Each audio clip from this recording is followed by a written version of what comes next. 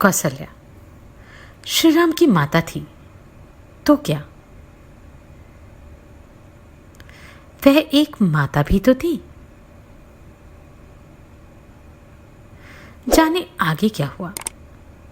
श्री वाल्मीकि निर्मित आज रामायण आदि काव्य के अयोध्या कांड में 61वां सर्ग।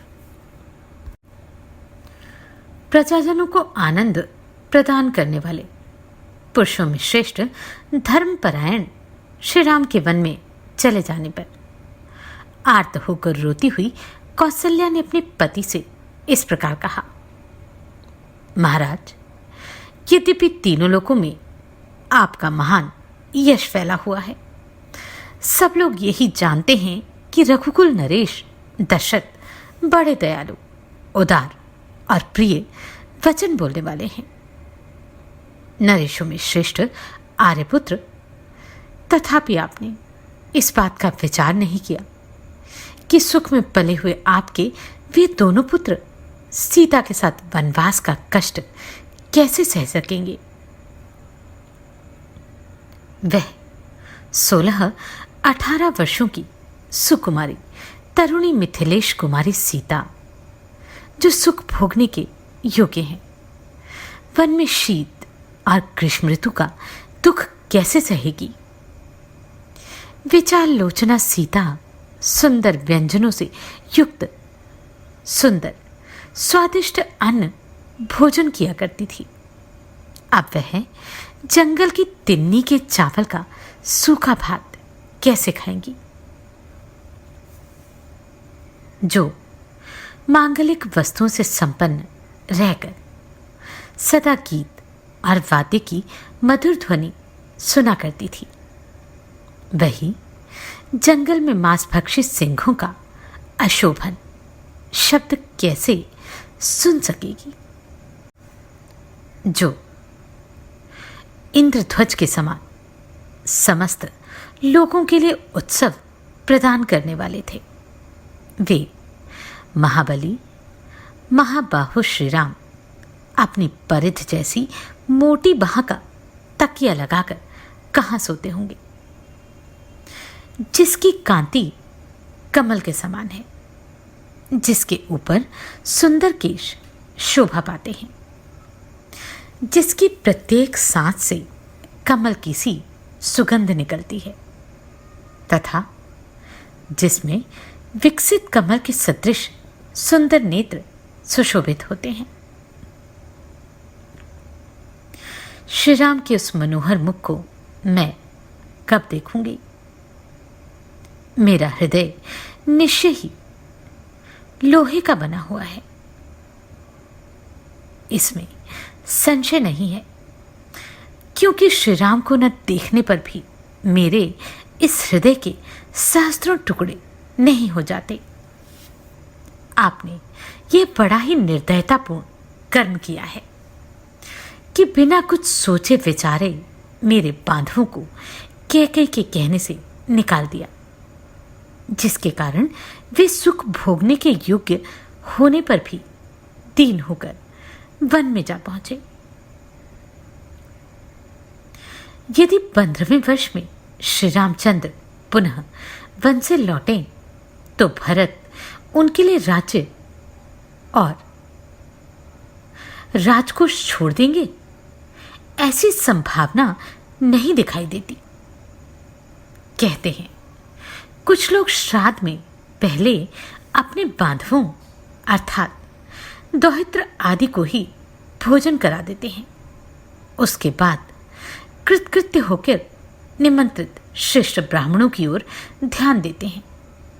परंतु वहां जो गुणवान एवं विद्वान देवतुल्य उत्तम ब्राह्मण होते हैं, वे पीछे अमृत भी परोसा गया हो तो उसको स्वीकार नहीं करते।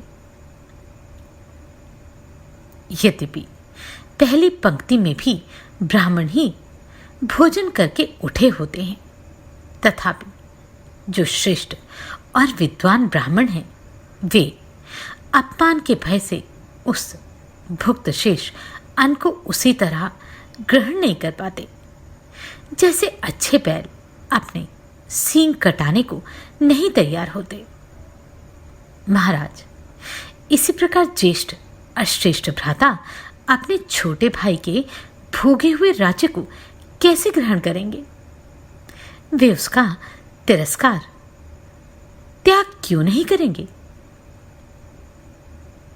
जैसे बाघ, गीदड़ आदि अनेक जंतुओं के लाए या खाए हुए भक्ष्य पदार्थ को खाना नहीं चाहते, इसी प्रकार पुरुष सिंह श्री राम दूसरों के भोगे हुए राज्य भोग को नहीं स्वीकारेंगे। हविष्य, घृत, पुरोडाश, कुश, खैर के यूप, ये एक यज्ञ के उपयोग में आ जाने पर यात्याम अर्थात उपयुक्त हो जाते हैं। इसलिए विद्वान इनका फिर दूसरे यज्ञ में उपयोग नहीं करते। इसी प्रकार निसार, सुरा, भुक्त विशिष्ट यज्ञ संबंधी सोमरस की भांति इस भोगे हुए राज्य को श्री राम नहीं ग्रहण कर सकते। जैसे बलवान शेर किसी के द्वारा अपने पूंछ का पकड़ा जाना नहीं सह सकता, उसी प्रकार श्री राम ऐसे अपमान को नहीं सह सकेंगे। समस्त लोग एक साथ होकर यदि महासमर में आ जाएं, तो भी वे श्री रामचंद्र जी के मन में भय उत्पन्न नहीं कर सकते। तथापि इस तरह राज्य लेने में अधर्म मानकर उन्होंने इस पर अधिकार नहीं किया। जो धर्मात्मा समस्त जगत को धर्म में लगाते हैं, वे स्वयं अधर्म कैसे कर सकते हैं? वे महापराक्रमी महाबाहु श्री राम अपने सुवर्ण भूषित बाणों द्वारा सारे समुद्रों को भी उसी प्रकार दग्ध कर सकते हैं, जैसे संवर्तक अग्निदेव प्रलय काल में संपूर्ण प्राणियों को भस्म कर डालते हैं। सिंह के समान बल और बैल के समान बड़े बड़े नेत्र वाला वैसा नरश्रेष्ठ वीर पुत्र स्वयं अपने पिता के ही हाथों मारा गया। ठीक उसी तरह जैसे मत्स्य का बच्चा अपने पिता मत्स्य के द्वारा ही खा लिया जाता है। आपके द्वारा धर्मपरायणा पुत्र को देश निकाला दे दिया गया। अतः यह प्रश्न उठता है कि सनातन ऋषियों ने वेद में जिसका साक्षात्कार किया है तथा श्रेष्ठ द्विज जिसे अपने आचरण में लाए हैं, वह धर्म आपकी दृष्टि में सत्य है या नहीं? राजन, नारी के लिए एक सहारा उसका पति है, दूसरा उसका पुत्र तथा तीसरा सहारा उसके पिता, भाई आदि बंधु बांधव हैं। चौथा कोई सहारा उसके लिए नहीं है। इन सहारों में से आप तो मेरे हैं ही नहीं। दूसरा सहारा श्री राम है जो वन में भेज दिए गए। अतः तीसरा सहारा भी नहीं रहा। आपके सिवा छोड़कर मैं श्री राम के पास वन में जाना नहीं चाहती, इसलिए सर्वथा आपके द्वारा ही मारी गई। आपने श्री राम को वन में भेजकर इस राष्ट्र का तथा आसपास के अन्य राज्यों का भी नाश कर डाला। मंत्री सहित सारी प्रजा का वध कर डाला। आपके द्वारा पुत्र सहित मैं भी मारी गई और इस नगर के निवासी भी नष्ट प्राय हो गए। केवल आपके पुत्र भरत और पत्नी कैकेयी दो ही प्रसन्न हुए हैं।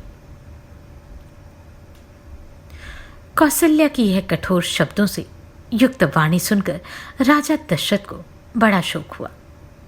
वे हारा कहकर मूर्छित हो गए। राजा शोक में डूब गए। फिर उसी समय उन्हें अपने एक पुराने दुष्कर्म का स्मरण हो आया, जिसके कारण उन्हें यह दुख प्राप्त हुआ था। इस प्रकार श्री वाल्मीकि निर्मित आज रामायण आदि काव्य के अयोध्या कांड में 61वां सर्ग पूरा हुआ। जानते हैं राजा का कौन सा दुष्कर्म था जो उनकी इस अवस्था का कारण बना? अगले अध्याय में। नमस्कार, मैं आभा शर्मा जाबाज। अगर आपको ये प्रश्न सराहनीय लगे तो आप कंट्रीब्यूट कर सकते हैं।